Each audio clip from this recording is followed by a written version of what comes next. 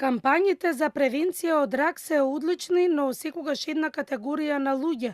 Луѓето со интелектуална попреченост се оставени на маргините и чекаат термини со останатите граѓани, вели професорот по хумана генетика од Филозофскиот факултет и председател на Македонското научно здружение за аутизам Владимир Трајковски. Особено ние со умерена и тешка интелектуална попреченост, жените во возрастниот период тие не знаат да направат само преглед на дојката, така што најчесто се добиваат во касни стадиуми и утврдено е дека највисока причина за смртност кај лицата со интелектуална попреченост покрај кардиоваскуларните се и малигните заболувања. Мора да има посебни програми и за лицата со интелектуална попреченост, да се допре до нив со посебни брошури, на пример, кои што се лесно читливи, дека и тие треба да одат на скрининг. Втора година поред неколку професори од Европа бараат начин и решение како на луѓето со интелектуална попреченост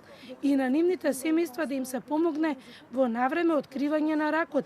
Професорите се надеваат дека наредната виртуелна конференција ќе им помогне токму на родителите и на медицинските работници како да им помогнат на луѓето во раната диагностика, но и во делот на прегледи. Особено кај лицата со аутизам возрастни кои што имаат интелектуална попреченост, потребни се специфични протоколи во однос на магнетната резонанца за да се детектира евентуално сомнежот за постоење на тумор.